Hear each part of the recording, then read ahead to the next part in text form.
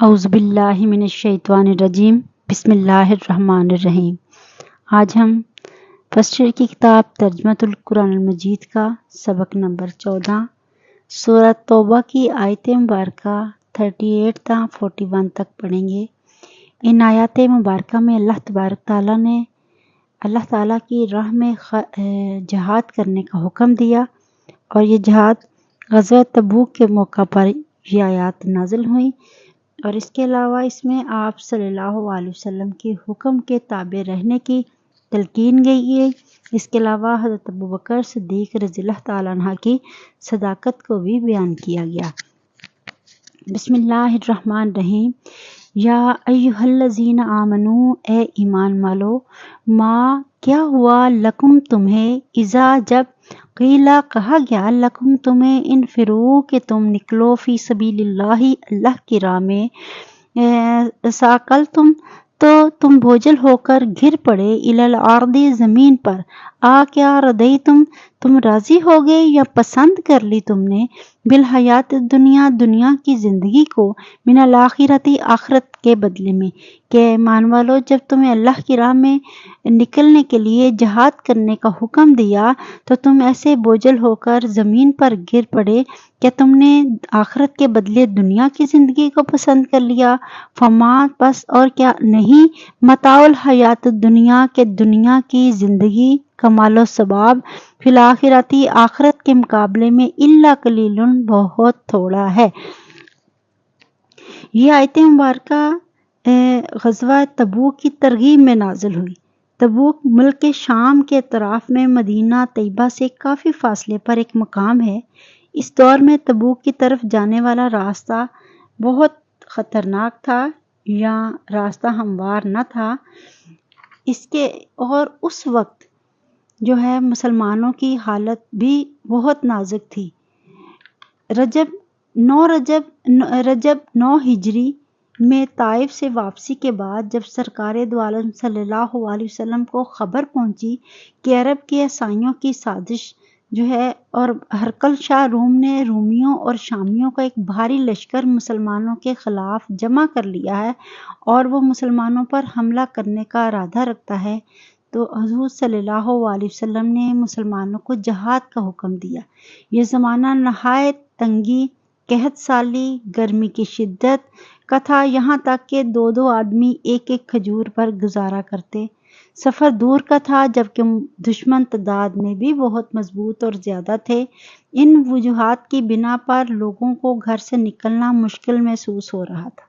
مدینہ منورہ کے بہت سے منافقین، جو کہ خود بھی وہاں جانا نہیں چاہتے تھے، جنگ میں شامل ہونا نہیں چاہتے تھے، لیکن وہ دوسروں کو بھی اس طرف ورگلا رہے تھے، تو اس پر یہ آیت کریمہ نازل ہوئی کہ کیا ہو گیا ہے، اپنے آپ کو کیوں اس طرح کر رہے ہو، کیا دنیا کی زندگی کو زیادہ پسند کرنے لگے ہو؟ تو پھر اللہ تبارک اس حالات میں آپ صلی اللہ علیہ وسلم نے سامان جنگ کا انتظام کرنا تھا، جو کہ بڑا ہی کٹھن مرحلہ تھا۔ آپ نے لوگوں کو جمع کیا اور ان کو حکم دیا، تو پھر صحابہ کرام رضی اللہ تعالیٰ عنہ، بہت سارے صحابہ کرام نے دل کھول کر مال خرچ کیا۔ حضرت عمر بن خطاب فرماتے ہیں کہ رسول پاک صلی اللہ علیہ وسلم نے ہمیں صدقہ کا حکم دیا تو ہم نے اپنی ہمت و طاقت سے بھی زیادہ شرکت کی، اور اپنا بہت سارا مال جو ہے وہ آپ کی خدمت میں پیش کیا۔ اسی طرح حضرت عثمان غنی رضی اللہ تعالیٰ عنہ نے اپنے اعلان سے کہیں زیادہ مال دیا۔ ان کے علاوہ حضرت عبد الرحمن بن عوف، حضرت عباس، حضرت طلحہ رضی اللہ تعالیٰ عنہ نے بھی کثیر مال جو ہے وہ آپ صلی اللہ علیہ وسلم کو جمع کروایا۔ بہرحال حضور صلی اللہ علیہ وسلم 30,000 کا لشکر ساتھ لے کر تبوک کے لیے روانہ ہوئے، اور مدینے کا نظم و نسق جو ہے وہ حضرت علی کے سپرد کیا، حضرت علی کو خلیفہ بنایا۔ جب نبی کریم صلی اللہ علیہ وسلم تبوک کے مقام پر پہنچے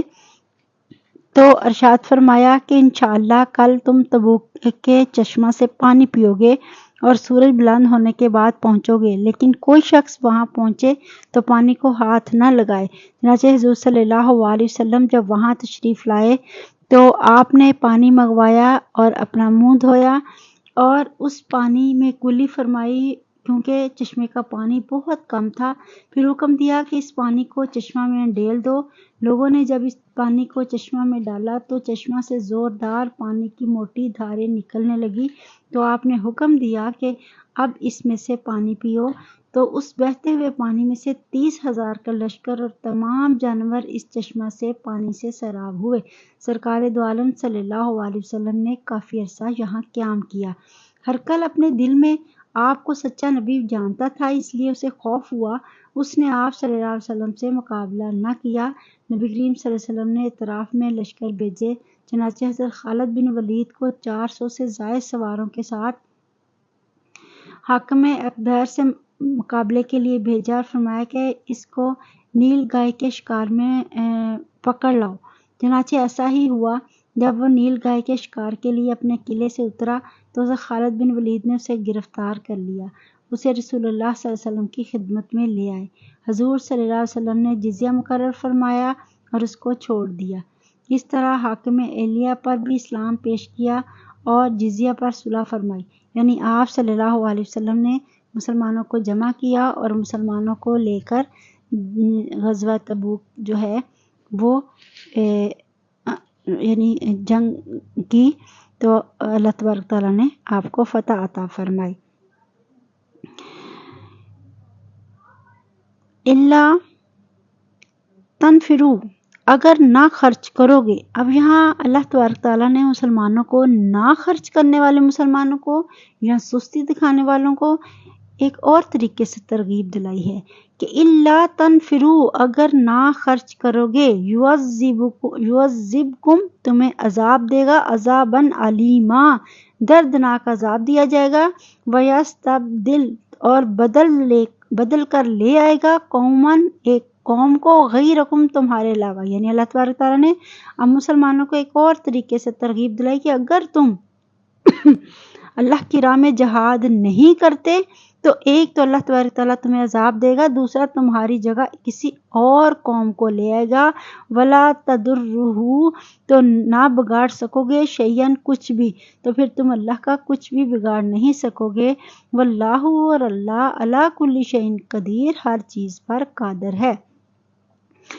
پھر آگے دوبارہ پھر ایک اور طریقے سے ترغیب دلائی کہ اللہ، اگر تنصروہ، اگر تم محبوب کی مدد نہ کرو گے، فقط، بے شک، نصر اللہ،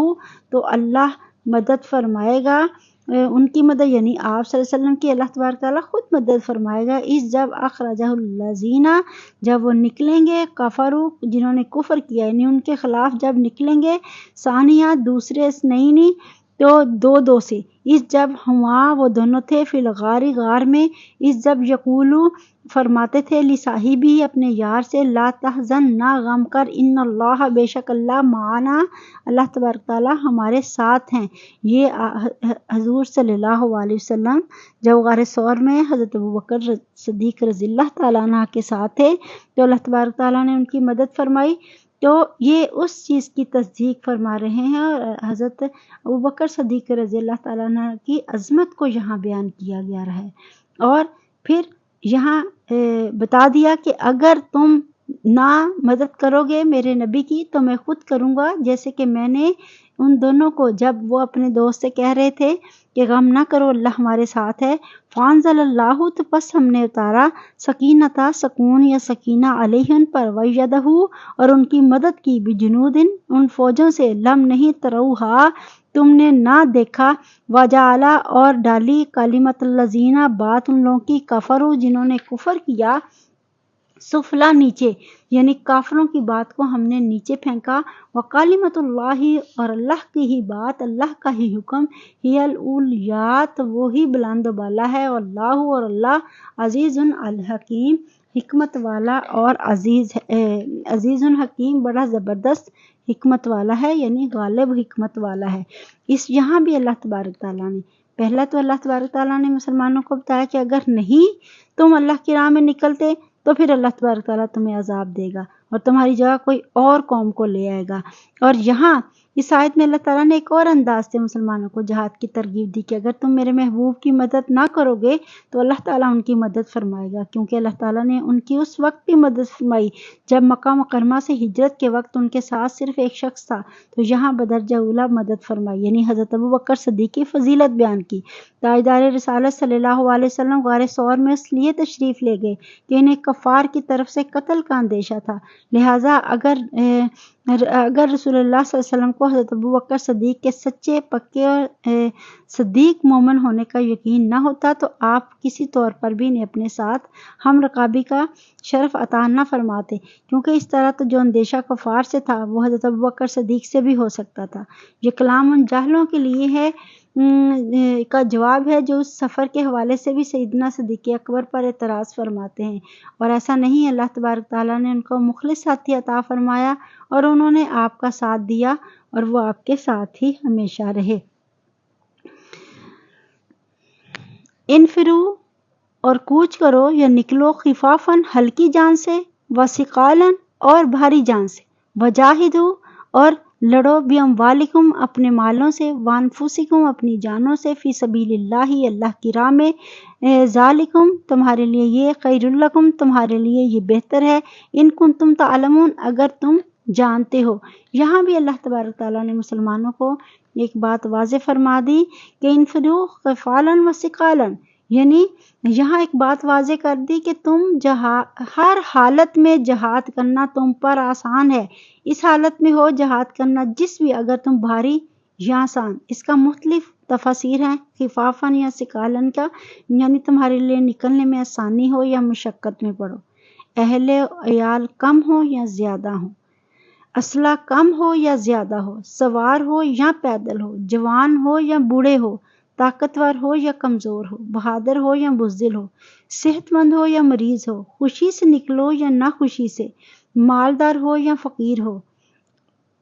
تو اللہ تبارک تعالیٰ نے ہر حال میں مسلمانوں پر جو ہے وہ جہاد فرض کیا۔ حضرت انس رضی اللہ تعالیٰ عنہ فرماتے ہیں، حضرت ابو طلحہ انصاری رضی اللہ تعالیٰ نے ایک مرتبہ سورہ توبہ کی تلاوت فرمائی، جب اس آیت پر انفرو خفافاً و ثقالاً پر پہنچے تو اپنے بیٹوں سے فرمایا میرے لیے جہاد کا سامان تیار کرو، میرے لیے جہاد کا سامان تیار کرو۔ ان کے بیٹوں نے عرض کی اللہ تعالیٰ پر رحم فرمائے، آپ نبی کریم صلی اللہ علیہ وسلم کے ساتھ غزوات میں حاضر ہوتے رہے ہیں یہاں تک کہ آپ کا وصال ظاہری ہو گیا، پھر حضرت ابوبکر صدیق کے ساتھ جنگوں میں شریک ہوتے رہے یہاں تک کہ ان کی وفات ہو گئی، اس کے علاوہ پھر حضرت عمر فاروق کے ساتھ شریک جہاد رہے حتیٰ کہ ان کا بھی انتقال ہو گیا، اب ہم آپ کی طرف سے جہاد میں شریک ہو جائیں گے۔ حضرت ابو طلحہ نے فرمایا نہیں، بس اب تم میرے سامان جہاد کی تیاری کرو۔ اس کے بعد آپ نے سمندری جہاد میں شرکت کی اور سمندر ہی میں آپ کی وفات ہو گئی۔ 7 دن بعد ان کے ساتھیوں کو تدفین کے لیے ایک جزیرہ ملا تو انہوں نے حضرت ابو طلحہ کی تدفین، یعنی وہ اس آیت کو اس قدر یہ سمجھتے تھے کہ اللہ تبارک تعالیٰ نے ہر حال میں حکم دیا ہے کہ ہر حال میں آپ نکلو اور جہاد کرو۔ وجاہدو باموالکم وانفسکم فی سبیل اللہ، یعنی اپنے مالوں، جان اور مال دونوں کے ساتھ حکم دیا، صرف جان کے ساتھ حکم نہیں دیا، نہ ہی مال کے ساتھ، بلکہ جان اور مال دونوں کے ساتھ اللہ تبارک تعالیٰ نے مسلمانوں کو، اور یہی مسلمانوں کے لیے بہتر ہے۔ اللہ تبارک تعالیٰ سے دعا ہے کہ اللہ تعالیٰ ہمیں صحیح معنی میں قرآن پاک کو پڑھنے، سمجھنے اور اس پر عمل کرنے کی توفیق عطا فرمائے۔ وما علینا الا البلاغ المبین۔